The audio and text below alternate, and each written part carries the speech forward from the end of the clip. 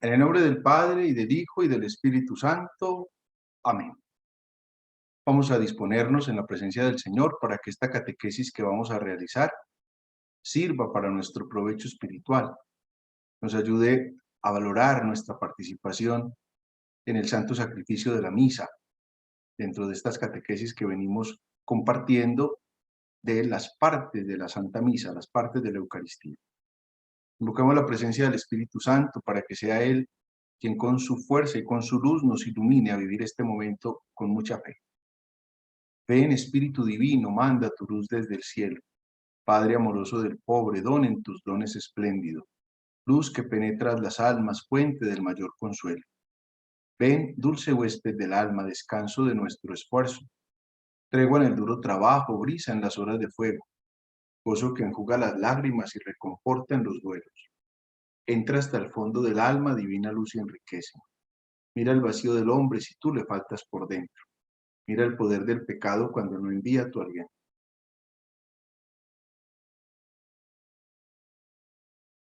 Riega la tierra en sequía, sana el corazón enfermo.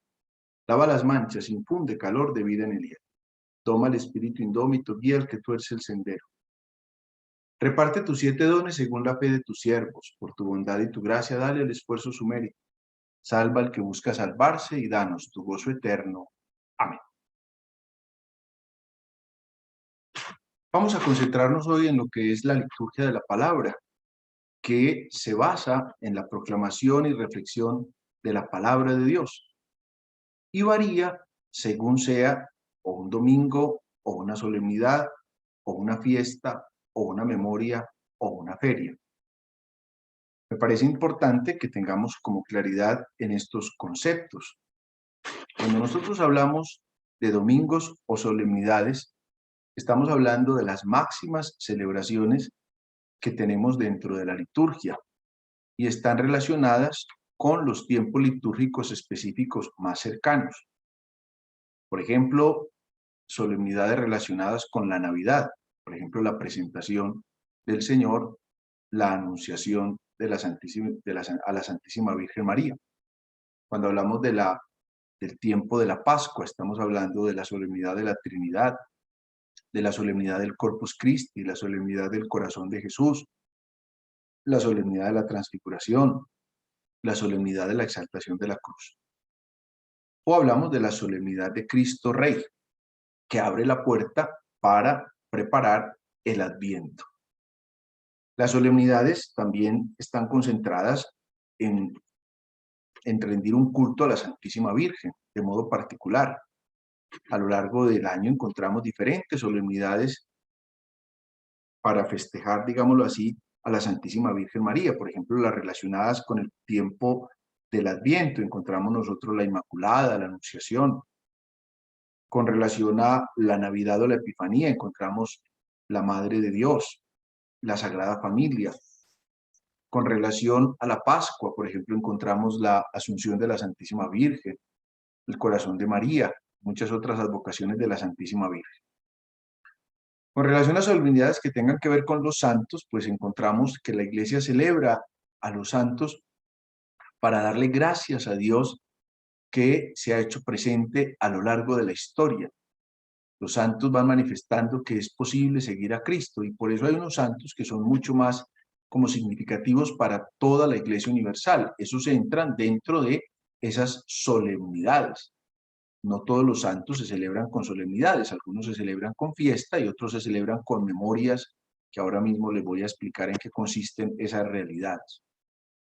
Cuando las solemnidades caen en domingo, se celebran como tales durante el tiempo ordinario y durante el tiempo de Navidad. Pero cuando estamos en Adviento o en Cuaresma o en Semana Santa, esas solemnidades se trasladan para el lunes siguiente. Las solemnidades empiezan con unas vísperas, o sea, desde el día antes empieza la solemnidad. Incluso hay 2 solemnidades que tienen octava. Toda la semana siguiente se sigue celebrando la misma fiesta. Eso pasa, por ejemplo, lo que llamamos la octava de Pascua o la octava de Navidad. Cuando celebramos solemnidades, se hacen 3 lecturas. La primera lectura del Salmo, la segunda lectura, y luego se hace el Evangelio. Y también se hace Gloria y se hace Credo. Las solemnidades tienen oraciones exclusivas dentro de la celebración misma de la misa. Cuando hablamos de fiestas, estamos hablando de unas celebraciones importantes que salen del común del tiempo ordinario. A través de él se celebran los misterios de nuestra salvación y se celebran totalmente el día asignado a la fiesta, distinto a las solemnidades que, como les decía ahorita, tienen el día anterior, ya se celebran las vísperas desde por la tarde. En las fiestas se hacen solo dos lecturas y el salmo, o sea, se hace la primera lectura, el salmo y el evangelio. Y también se hace el gloria y no se hace credo en las fiestas. Solo que hay unas fiestas dedicadas a Jesús que sí tienen como el nivel de la solemnidad. Por ejemplo, la fiesta de la transfiguración, por ejemplo, la fiesta de la exaltación de la cruz. Son generalmente fiestas de la Iglesia Universal. ¿Por qué? Porque son santos conocidos por toda la Iglesia Universal. En cambio, vienen las memorias y van a encontrar que hay memorias libres y hay memorias obligatorias. Y estas son celebraciones, digámoslo así, discretas, que generalmente se celebran de un santo, pero también podrían celebrarse de un aspecto de Jesús o de María. Por ejemplo, hay una memoria libre del santo nombre de Jesús o la memoria que es obligatoria del Inmaculado Corazón de María.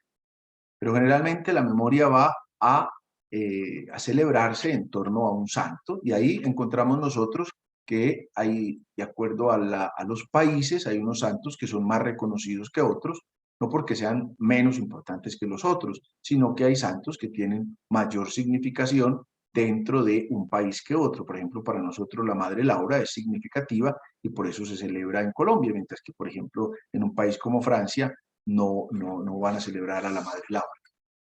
Finalmente vienen lo que llamamos las ferias, que se denominan así los días de la semana que siguen al domingo. En ella no hay un oficio propio ni memoria de ningún santo, solo hay unas ferias que llamamos privilegiadas, por ejemplo, el miércoles de ceniza, o por ejemplo del 17 al 24 de diciembre, son ferias privilegiadas de Adviento, que tienen una particularidad en la celebración. Y hay un caso que es distinto a todos, que no es propiamente ni un domingo, ni una solemnidad, ni una fiesta, ni una memoria, ni una feria, y es el Día de los Difuntos, que se celebra el 2 de noviembre. Y tiene prioridad incluso cuando ese día cae propiamente un domingo. A lo largo de lo que voy a desarrollar en la catequesis de hoy, pues vamos a ver que se va a hablar o si es domingo, o si es solemnidad, o si es una fiesta, o si es una memoria libre u obligatoria, o si se trata de una feria. Cuando nosotros miramos la liturgia de la palabra, nosotros nos encontramos, por ejemplo, particularmente con los domingos. Y nos vamos a dar cuenta que el domingo tiene 3 ciclos litúrgicos que se van a denominar A, B y C, y se usan 3 leccionarios distintos, como lo ven ahí en la fotografía, el 1, el 2 y el 3. El A tiene como evangelio preponderante el evangelio de Mateo. El B, o el segundo, tiene como evangelio preponderante a Marcos. Y el tercero, que es el ciclo C, tiene como evangelio preponderante a Lucas. ¿Por qué digo preponderante? Porque no significa que sea exclusivo. Hay domingos o solemnidades que, a pesar de que estemos en el ciclo A, o en el ciclo B, o en el ciclo C, va a entrar, por ejemplo, el evangelio de San Juan. En el caso de las solemnidades, pues es, como ya les decía, la máxima clasificación de una celebración, que su celebración comienza con las primeras vísperas del día precedente. Hacemos la distinción que les decía ahorita, se toma la fiesta del Señor, se hacen una lectura, un salmo, una segunda lectura y luego un evangelio. Lo mismo puede pasar con aquellas solemnidades de la Santísima Virgen, por ejemplo, la Inmaculada Concepción el 8 de diciembre o María Madre de Dios el 1 de enero. En el caso de los santos, hay algunos santos que se celebran como solemnidad, como es el caso de San José el 19 de marzo, o como el caso de San Pedro y San Pablo el 29 de junio. Así vamos teniendo nosotros como esta claridad y las lecturas que se van tomando dentro de estas circunstancias. En las fiestas, que como les decía ahora, pues se sale del común del tiempo ordinario, se va a celebrar las lecturas propias de la fiesta. Nos dicen para la fiesta, por ejemplo, de San Lorenzo, que vamos a celebrar el 10 de agosto. pues hay unas lecturas que son especiales que se salen del ciclo A, B y C. Se hacen unas lecturas especiales. En cambio, en las memorias se puede tomar o se hacen las lecturas del día o se hacen las lecturas que conmemoran de modo particular a esos santos, no porque las lecturas mencionen a los santos, porque las lecturas son tomadas de la Sagrada Escritura y los santos son después a diferencia de la Santísima Virgen y de los apóstoles, los otros santos van a ser ya cuando se cerraron las escrituras, pero se toman aquellas lecturas, sean del Antiguo o del Nuevo Testamento, que van a hacer alusión a méritos especiales que esos santos tuvieron. Y por eso hay un leccionario, ahora les mostraba yo 3 leccionarios, pero hay un leccionario que es el leccionario quinto, que va a tener estas lecturas de los santos. Si miramos entonces los elementos que va a tener la liturgia de la palabra, podríamos nosotros encontrar ocho elementos importantes. Voy a tratar de desarrollar uno a uno estos 8 elementos. En primer lugar viene la primera lectura, en segundo lugar viene el salmo, en tercer lugar viene la segunda lectura cuando la hay, en cuarto lugar viene la aclamación antes del evangelio, generalmente es el aleluya, ahora voy a explicar cuándo sí, cuándo no.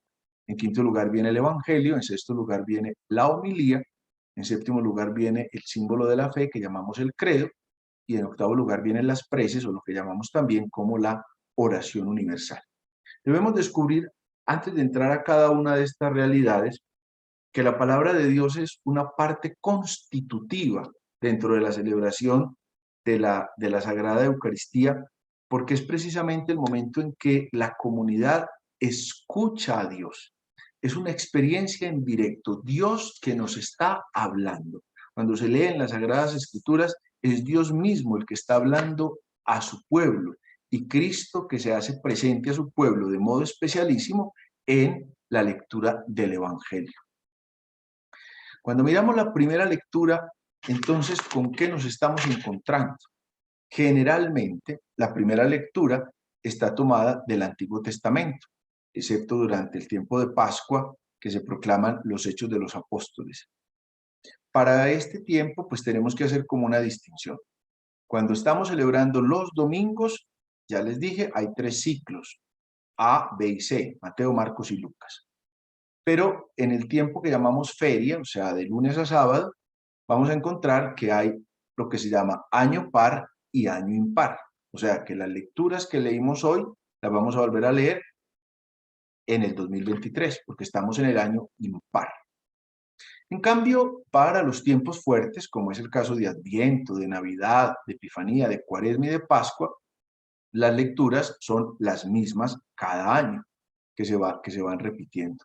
Solo que, acabo de decir, la primera lectura generalmente es del Antiguo Testamento, menos en la Pascua, cuando la primera lectura va a estar siempre tomada de los Hechos de los Apóstoles y del Apocalipsis.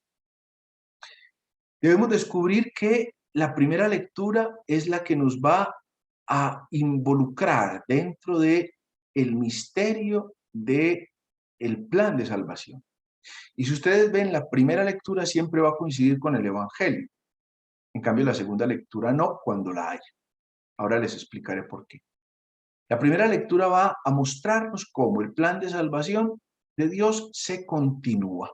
De ahí que la primera lectura generalmente sea del Antiguo Testamento y nos ayuda a adentrarnos en el plan de Dios, en el plan de salvación, al que va a tener respuesta con el segundo elemento, que es precisamente el Salmo, del que más adelante les voy a hablar, que viene siendo como una continuidad cantada de lo que es la primera lectura.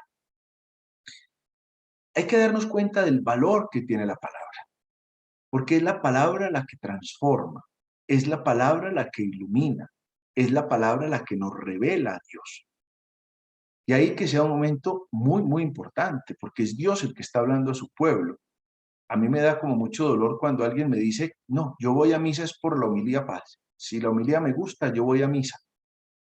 Y sería un error. La homilía tiene sentido en función de la palabra. Incluso, por ejemplo, hay misas donde la homilía se puede o no se puede hacer. Nosotros en nuestra cultura, todas las misas celebramos, tenemos homilía, pero generalmente en el tiempo de feria la homilía no es obligatoria. O sea, en los días de semana se podría celebrar la misa sin homilía. pero la homilía va a complementar o va a actualizar, como lo vamos a ver más adelante, lo que la palabra de Dios nos está diciendo. Pero ya la palabra es un momento muy importante, porque es el momento en que Dios habla a su pueblo. De ahí que es muy necesario buscar buenos lectores, los que sepan leer, no los que leen, porque hoy día todo el mundo lee, pero el problema es, vocaliza bien, hace bien los signos de puntuación, está prestando su voz para el servicio de Dios. A veces hay como unas ideas románticas que pongamos a leer los niños y entonces los niños van a gaguear allá y la mamá va contenta y le toma foto, pero se está perdiendo la palabra de Dios que está siendo proclamada. Es que Dios está utilizando la voz del ministro para volver a hablar a su pueblo. Y de ahí que el pueblo está en silencio receptivo, está escuchando lo que la palabra de Dios nos dice. Cuando estamos en la misa y estamos distraídos en cosas, o estamos murmurando, o estamos jugando con el teléfono mientras hacen la palabra de Dios, y como que es un punto más, como en un evento, cuando primero el himno nacional, segundo palabras del rector, entonces aquí como sí, eso hace parte, pero aquí no hay que poner cuidado. Al contrario, la palabra es la voz de Dios que sigue resonando y que sigue iluminando al pueblo en medio de sus situaciones, de sus cansancios, de sus pruebas. Pero ahí está. Acuérdense la parábola que Jesús mismo habla diciendo cómo un sembrador sale a sembrar. La semilla cae alguna en la carretera, vienen las aves y se la comen. Otra cae en medio de piedras, como se calienta rápido, rápido germina, pero apenas sale el sol se quema. Otra cae entre abrojos, logra crecer un poquito, pero luego las espinas de que la rodean la ahogan. En cambio, la cuarta parte cae en tierra buena y da fruto, unos 30, otros 60, otros 100. Esa parábola ya hace referencia a lo que hace la palabra de Dios. Hay otro salmo que dice, de la misma manera que el agua cuando cae del cielo no vuelve a él hasta que empapa la tierra y la hace fecunda, así es la palabra de Dios en quien la recibe. Entonces nosotros tenemos que estar en esa dinámica de poder escuchar la palabra. Es Dios que otra vez me está hablando a mí. Es un momento muy, muy importante en el que yo tengo que estar dispuesto a dar fruto. Esa palabra pues debe ser proclamada desde el ambón, porque se está proclamando la palabra de Dios. El ambón es un lugar litúrgico muy importante, desde donde el ministro se para a proclamar la palabra de Dios. Cuando se proclama no hay necesidad de decir primera lectura o segunda lectura. De hecho, cuando lean los libros litúrgicos van a ver que hay unas letras en rojo. Lo rojo es para que el ministro lo use, pero no para que se diga. No hay necesidad de decir primera lectura tomada de, si dice inmediatamente lectura del profeta Isaías o lectura de los Hechos de los Apóstoles. Y luego cuando termina la proclamación, el ministro simplemente afirma palabra de Dios y la asamblea responde, te alabamos, Señor. A veces hay personas que dicen, es palabra de Dios. Les tendríamos que contestar, bueno, gracias por informarnos. En cambio, lo que se dice es palabra de Dios, para que haya una proclamación del pueblo diciendo, te alabamos, Señor. Entonces es un momento muy significativo y muy valioso en el que se proclama con entonación, con fuerza, con buena dicción lo que se está haciendo. De ahí la importancia de que quien va a leer la palabra la prepare antes de subir al altar, de manera que no se pierda la palabra, porque muchas veces podemos nosotros involuntariamente cambiar palabras o quitar signos de signos que nos, la coma o el punto y coma o el punto seguido, que cambian totalmente la expresión. Alguna vez alguno leyó, y Juan Bautista dijo que crean en él que viene después.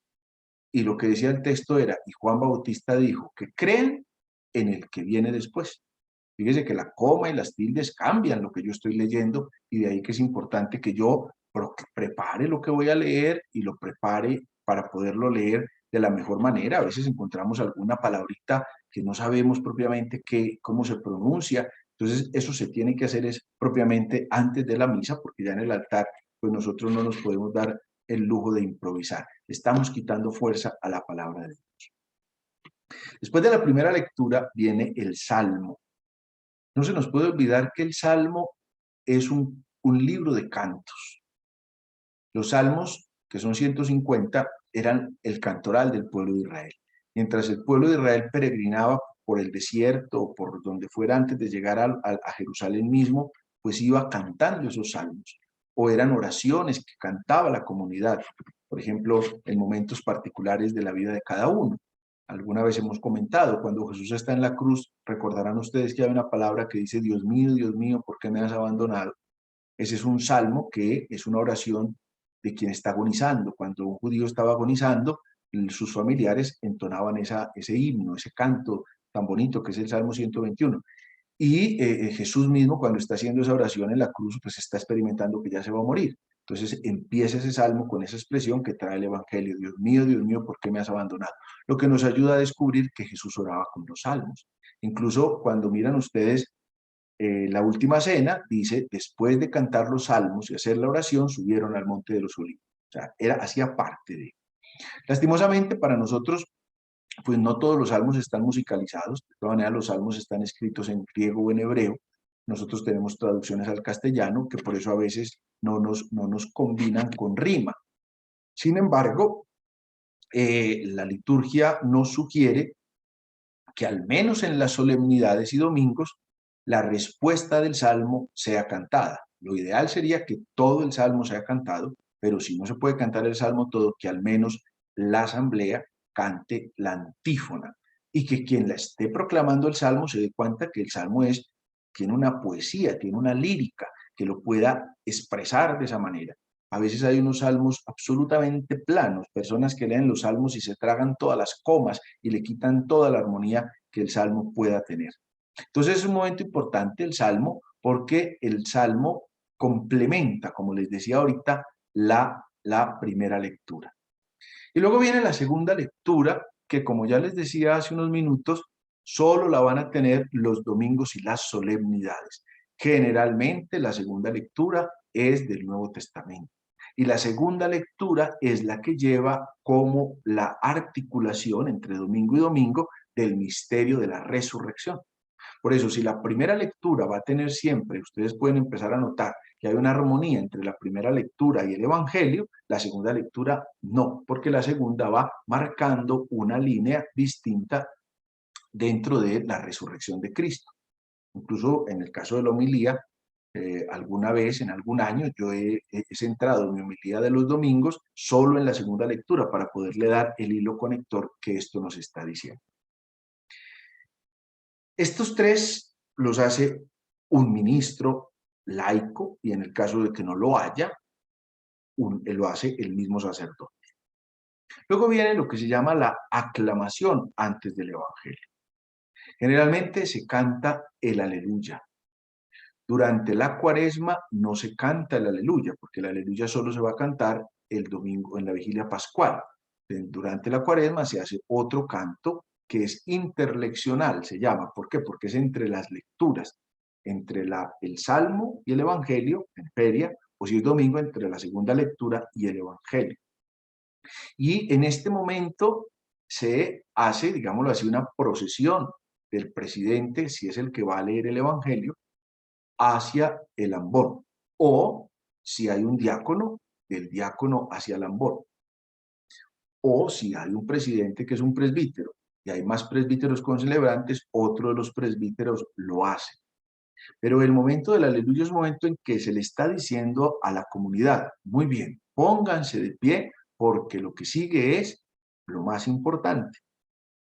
Ahí es Cristo mismo el que habla, por eso el Evangelio tiene a Cristo como centro. Como les decía ahora, nos basamos en los tres ciclos litúrgicos, el A, el B y el C. A para Mateo, B para Marcos, C para Lucas. Sin embargo, algunos domingos o solemnidades entra el Evangelio de Juan. O a veces puede entrar, aunque el preponderante sea uno de los evangelistas, a veces puede entrar un evangelio tomado de otro de los evangelistas, de acuerdo al tiempo que se está, que se está viviendo. Entonces, aquí hay que tener en cuenta que es un momento importante entre la lectura y el evangelio para decirle a la comunidad, muy bien, póngase de pie que lo que sigue es otra cosa. Pero a veces encontramos nosotros que hay una cosa que se llama secuencia. Y la secuencia es obligatoria en los días de Pascua y de Pentecostés. De hecho, la oración que nosotros hacemos al Espíritu Santo generalmente, ven Espíritu Divino, manda tu luz desde el cielo, Padre amoroso del pobre, en fin, es la secuencia de la misa de Pentecostés. Y algunas solemnidades también tienen una secuencia especial. Y generalmente esa secuencia se hace antes del aleluya. Pero eso es una cosa muy, muy fortuita. Y aquí hay una cosa importante también. Hay que tener en cuenta que si es el sacerdote el que va a leer el Evangelio, antes de proclamar el Evangelio, el sacerdote hace una venia ante el altar y hace una oración secreta, sea que el sacerdote que preside o sea un sacerdote que celebra, pidiéndole al Señor que el Evangelio que va a proclamar, pues que el Señor se valga de sus labios y de su corazón para que ese Evangelio toque la vida de las personas y que sea el Señor el que inspire la vida de las personas. Si es el diácono el que va a proclamar el Evangelio, el diácono se acerca donde el presidente de la celebración y pide la bendición. Y el presidente de la celebración le dice: el Señor esté en tus labios y en tu corazón para que anuncies digna y competentemente el Santo Evangelio. O si el que preside la misa es un obispo, el que va a leer el Evangelio, sea un presbítero, sea un diácono, se acerca donde el presidente, que es el obispo, a pedirle la bendición. Y el presidente, o sea, el obispo en este caso, va a decir lo mismo. Entramos entonces al Evangelio. Y el Evangelio constituye la luz para comprender el sentido de los textos bíblicos que lo preceden, tanto del Antiguo Testamento como del Nuevo Testamento. Fíjese que es una lectura que está reservada al ministro ordenado, sea como diácono, sea como presbítero, sea como obispo. Y termina besando el libro del Evangelio. Termina el Evangelio besando. Es un beso que también se da. Ya tuvimos ocasión la semana pasada del beso que los ministros ordenados dan al altar cuando empieza la misa. Aquí hay otro beso que se da al Evangelio y al mismo tiempo se hace otra oración secreta que hace el sacerdote o el diácono en nombre de su pueblo, diciendo que por la lectura del Santo Evangelio sean perdonados nuestros pecados.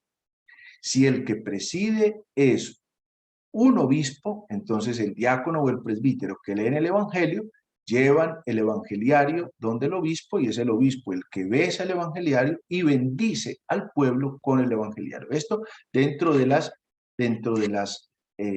solemnidades. ¿Por qué esta particularidad? Porque es Cristo mismo el que nos está hablando. Y ahí démonos cuenta que cuando vamos a empezar la lectura del Evangelio, el que lo proclama nos saluda diciendo: el Señor esté con ustedes. O sea, que se dispongan interiormente para ese momento. Por eso estamos de pie. Es un momento de respeto profundo y como de mayor atención. Como que la liturgia nos va moviendo en esa dinámica de estar sentados, de estar de pie, de estar arrodillados, para estar como en continua atención. Luego, el que proclama dice proclamación o lectura del Santo Evangelio según San Mateo, por ejemplo, y decimos: gloria a ti, Señor, porque es Cristo el que nos va a hablar. Y se signa el libro, y se signa el ministro, y se signan los que van a escuchar el Evangelio, por la señal de la Santa Cruz de nuestros enemigos. Líbranos, Señor, Dios nuestro. Es una honra a Cristo dentro de la lectura del mismo Evangelio, porque es el que contiene la buena noticia, es el Evangelio el que convierte y el que transforma. Es un momento directo en el que Cristo mismo nos está hablando. Fíjese que es un momento supremamente importante. En ese momento, ¿qué tiene Dios? Que es la palabra viva para decirme a mí: Jesús, ¿qué me quiere decir en este momento a mi corazón? Entonces es un momento, digámoslo, central dentro de esta liturgia de la palabra, porque es el momento en el que se actualiza el misterio de Cristo. De ahí que el que va a leer el Evangelio también lo tiene que preparar, tiene que saber qué está leyendo, tiene que saber qué fuerza le tiene que poner a las palabras que está proclamando dentro del Evangelio, de manera que el Evangelio entre en el corazón de las personas. Y yo que estoy escuchando el Evangelio desde mi lugar en la iglesia, me dispongo a ver Cristo hoy qué tiene para decir. Fíjese que es un momento bastante especial. Que como les digo, entonces termina con el beso del evangeliario y con las palabras secretas que quien leyó el evangelio está proclamando.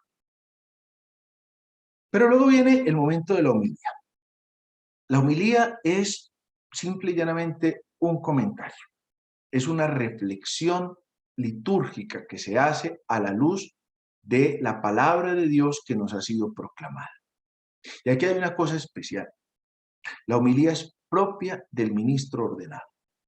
Creemos o no creemos en la gracia santificante. Por el sacramento del orden, ese ministro recibe la gracia santificante. Puede que en la asamblea haya gente más preparada académicamente que el que está leyendo el Evangelio y el que nos está haciendo la homilía. Puede que dentro de la asamblea haya gente que tiene mejor dicción. Hoy esta persona que se ha preparado, que ha hecho cursos de radiolocución, que tiene una voz tan linda, ¿por qué no la pone? Está como hace unas meditaciones de linda, esta religiosa o este catequista. La homilía es propia del ministro que ha recibido el sacramento del orden, sea como diácono, sea como presbítero, sea como obispo. No necesariamente tiene que ser el presidente de la celebración. Muchas veces ustedes pueden haber participado en celebraciones de la misa donde el presidente no hace la homilía, otro hace la homilía, pero sí debe ser un ministro ordenado. Entonces, aquí tenemos que darnos cuenta que la homilía tiene como unas características particulares. Incluso el Papa Francisco sacó un documento hace algunos años en el que hacía una invitación a todos los sacerdotes y diáconos a que le pusieran fuerza a la homilía en lo que es y en lo que no es. Decía el Papa fundamentalmente, vea, la homilía no es un momento de meditación, para eso están los retiros espirituales, para hacer meditaciones espirituales. Tampoco es una clase de moral o de teología o un puro ejercicio como de exégesis bíblica, en el que eso ya están los grupos bíblicos. Nos vamos a poner a explicar que aquí hay esto, que aquí hay aquello, que entonces se usaron estos verbos, se usaron estos adjetivos, concentrarnos toda la homilía en dar una explicación como de clase de teología moral o espiritual o exegética. No es el momento. Ni tampoco es una instrucción de ideas o valores sueltos, como valores éticos o como valores políticos, o que sea el momento de hacer campaña política, eso no es. Ni tampoco es un sermón sobre un tema abstracto que no está tocando la vida de nadie. Ni tampoco siquiera es como una enseñanza catequética, para eso están las catequesis, este momento que yo estoy dando aquí. No podríamos estar dentro de una misa y yo dándoles esta catequesis, no tendría sentido, no es el momento. Ni tampoco es un momento para dar testimonios personales del predicador, porque al final termina siendo el predicador el predicado. O sea, ya no es Cristo el que reina, soy yo. Vean yo qué hice, vean yo cómo soy de bueno, vean yo cómo soy de espiritual. O sea, eso es, ahí no, nosotros no podemos concentrar esas homilías, ni tampoco se trata, por ejemplo, en el caso de los difuntos, de hacer como una santificación del muerto o de hablar de todas las bondades y virtudes que el muerto tuvo. Eso no es la homilía. ¿Qué es la humildad? Le preguntamos al Papa y el Papa nos da como un decálogo de lo que es la humildad. Lo primero que el Papa dice es un diálogo de Dios con su pueblo. Fíjense qué cosa tan bonita. Es un momento en que Dios vuelve a hablar a su pueblo. Por eso la importancia de que el ministro se haya preparado en oración para ver, Dios, ¿qué querés que yo le diga a tu pueblo? Ya lo ha pedido antes de leer el Evangelio. Haz que mis pensamientos y mis palabras estén conforme a tu voluntad. ¿Qué quieres decir? Este momento, ¿cómo lo ilumino? Dios, ¿cómo ilumina la luz, obviamente, de las lecturas bíblicas que se han utilizado? Segundo, es un medio para santificar al pueblo y para glorificar a Dios. Mostrarnos la humildad, el camino de santidad, no como una cosa etérea, no como una cosa imposible, no como una cosa de gente maravillosa y superhéroe, no, para nosotros, comunes y mortales, con las circunstancias que estamos viviendo, ¿qué nos inspira a Dios? ¿Cómo logro yo santificarme y cómo glorifico a Dios? Porque toda la misa no es otra cosa que la glorificación de Dios. Tampoco se trata de glorificar, por ejemplo, un matrimonio, entonces a subir al novio y a la novia pues como a un pedestal, no es el momento, es un momento para que ellos se santifiquen desde el matrimonio. En tercer lugar, es una intensa y feliz experiencia del Espíritu, es el Espíritu el que está impactando. Dense cuenta, en los Hechos de los Apóstoles, cuando los apóstoles están escondidos, muertos de miedo, y viene Pentecostés, ellos salen movidos por la fuerza y la alegría del Espíritu a dar testimonio de lo que haya pasado. Y eso es lo que transforma el corazón de las otras personas. Cuarto lugar, es un reconfortante encuentro con la palabra. Uy, es que ya esa palabra me está tocando a mí. Fíjense que es llevar la palabra de una manera sencilla, sin banalizarla. Por eso la homilía no es el lugar para echar chistes flojos o para vulgarizar el evangelio, sino con un encuentro con la palabra, cómo el predicador me va llevando a ese encuentro con la palabra. En quinto lugar, la humildad es una fuente constante de renovación y crecimiento. Yo tengo que salir fortalecido y crecido espiritualmente dentro de esta realidad. En sexto lugar, es un retomar ese diálogo que ya está entablado entre el Señor y su pueblo. Es que no es primera vez que el Señor le va a hablar a su pueblo. El Señor le ha venido hablando a lo largo de todo el tiempo. Yo sería un iluso de pensar que el que está escuchando una homilía es como primera vez que va a escuchar el mensaje de Dios. No, a Dios ha hablado de muchas maneras. Yo hoy soy un instrumento para acercar esa palabra, ese momento al encuentro de las personas. En séptimo lugar, es la oportunidad de orientar la asamblea y el predicador a una comunión con Cristo Eucaristía. Fíjese que es un momento en el que todos debemos estar orientados a ese encuentro permanente con Cristo. En octavo lugar, es un acto de culto, pero de culto a Dios nuestro Señor. No es un momento en el que el predicador se puede llenar de vanagloria. A ver, yo cómo estoy de bien, cómo predico de bien, la gente cómo me sigue, la gente cómo me volví de showman, o sea, de hombre popular aquí porque la gente me está siguiendo. Iluso. Usted no es el predicador, usted es el predicador, usted no es el predicado. Cuando cambiamos ese foco nos perdimos. Cuando yo centro mi atención en el predicador y no en el predicado, voy por el camino que no es. Cristo tiene cosas para hablar. Dios, ¿qué me quiere decir en medio de esta circunstancia? En noveno lugar, la humildad es un signo sacramental. Cristo está presente. Cristo está hablándole a la comunidad. Eso no nos lo podemos olvidar. Es un momento muy especial, es la gracia del Espíritu. Vea, yo les confieso que, claro, uno prepara la humildad siempre. Y a veces cuando está ya predicando, salen unas cosas que yo mismo digo, por Dios, ¿yo por qué me estoy metiendo por aquí? Es una cosa increíble. Y les cuento dos o tres experiencias que me han pasado. A veces yo predicando me he metido unas enredadas que yo digo, por Dios, ¿yo cómo termino esto? A veces hasta me da pena a la gente y la gente va a pensar que no preparé nada. Y bueno, y me enredo y como puedo acabo y cuando termino digo, Señor, qué humildad tan rara, ¿yo por qué me metí por ahí? ¿Yo qué dije? Las tres veces o cuatro que me han pasado eso en la vida, cuando se acaba la misa, llega a la sacristía alguien y me dice, Padre, ¿usted me puede confesar? Es que en la humildad usted dijo esto y esto y esto. Yo me quedo descrestado. Yo digo, es que mi Dios tenía que enredarme mi lengua para poder tocar el corazón de esa persona. Fíjese, es un signo sacramental. Yo soy un absoluto convencido de eso. Y a mi Dios le pido que nos ayude cuando estamos predicando, que no sea lo que yo quiera, que sea lo que tú quieras y lo que la comunidad necesita para que esa palabra sea viva y eficaz. Cuando es mi vanagloria, eso se pierde. Y ustedes han visto cuántos predicadores famosos han caído. ¿Por qué? Porque dejaron de predicar a Cristo por predicarse ellos.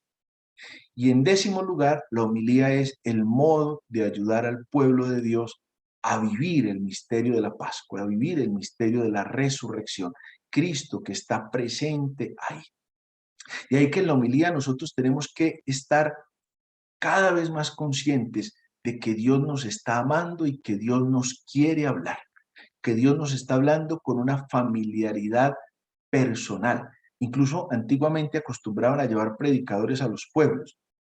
Los más mayores podrán recordar que para las grandes solemnidades, pues el párroco tenía que buscar por todas partes de dónde sacaba sacerdotes famosos o predicadores, o traía de otro pueblo, y eso en el fondo como que no tenía sentido, porque el predicador que está viviendo la cotidianidad, que está confesando la comunidad, que está viviendo la experiencia del pueblo, va a tener forma de tocar con la propia vida el momento que se está viviendo.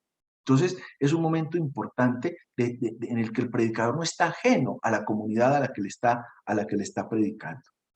Y de ahí que hay una serie de recomendaciones que incluso el Papa hace en la homilía, en la que nos dice, por ejemplo, tengan un tono de voz cálido. Eso no se trata de una plaza de mercado para estar gritando. Hablen desde el corazón, manifiesten alegría en sus gestos, mansedumbre en su estilo. Si uno se pone a hablar con frases muy rebuscadas o con palabras muy prosopopélicas, o sea, con palabras como muy difícil, hay mucha gente que no está entendiendo, porque ¿qué hay más etéreo que una asamblea eucarística? Una cosa es cuando yo tengo que hablarle, por ejemplo, a mis alumnos de clase, porque ellos vienen en un nivel de formación casi igual, pero piense cuando estoy hablando en una homilía que hay niños, que hay jóvenes, que hay adultos, que hay gente con no sé cuántos diplomas de qué universidades y otra gente que es analfabeta. Entonces hay que hablar con un lenguaje simple, sencillo y comprensible, con un lenguaje positivo, que se pueden usar algunos ejemplos, sí. Ahora les decía, no se trata de ufanar de cosas que se han vivido o de exaltar a personas, pero se pueden coger pequeños ejemplos que entren dentro de la dinámica de lo que se está predicando para que se haga mucho más concreto. Incluso dice, es necesario, una buena humildad debe contener una idea, un sentimiento, una imagen. Eso no puede ser un conjunto de ideas que se hablen de mil cosas. Yo les soy sincero, con las lecturas, por ejemplo, el domingo, yo empiezo a prepararlas desde el lunes y uno encuentra 20 temas distintos para hablar. Pero yo digo, bueno, cuando hable de 20 temas, aquí nos vamos a perder. Muchos se burlan de mí porque yo siempre hablo de tres cositas, pero me parece que pedagógicamente ayuda como que nos focalicemos. No quiere decir que eso sea perfecto y que todos lo tengan que hacer así, pero ya el Papa nos advertía, hombre, sean concretos, que la gente quede con alguna cosita, con alguna idea en el corazón, porque eso es lo importante. Y lo último que decía el Papa es, no se hagan largos. Como quien dice, la homilía no es lo... Hay unas homilías que duran 40 minutos y el resto de misa dura 15. No, eso no tiene sentido. ¿Por qué? Porque la homilía entra dentro del conjunto de la liturgia. Luego de la homilía viene el momento de la profesión de fe, lo que llamamos el símbolo de la fe, el credo. No me voy a detener en esto porque recientemente acabamos una serie de catequesis y quien las quiera ver en el canal de YouTube las encuentra, que estudiamos el credo paso a paso. Pero aquí vale la pena descubrir, el credo solo se hace en las solemnidades y domingos, se proclama el credo. ¿Y por qué se hace en este momento? Porque se orienta que, bueno, pueblo, usted que ha escuchado la palabra de Dios, Dios que lo ha iluminado, entonces usted profese esa fe en esa realidad, que en ese símbolo que lo une a Cristo y al resto de la comunidad, porque nadie está solo en la iglesia. Vea qué tan bonito cuando todos juntos estamos diciendo en qué creemos. Lo que decía la segunda lectura de ayer domingo, un solo Señor, una sola fe, un solo bautismo. Ahí está referido ese momento de profesión de fe o de credo. Finalmente, dentro de esta liturgia de la palabra, se concluye con lo que se llama las preces, o también llamadas como oración universal. ¿Por qué se llama preces? Porque pres en latín es plegaria, súplica, que hacemos en unión toda la iglesia. Es la oración de los fieles y en cierta medida responde a la palabra de Dios que se ha escuchado y responde al ejercicio del sacerdocio bautismal que todos tenemos, en el que oramos unos por otros.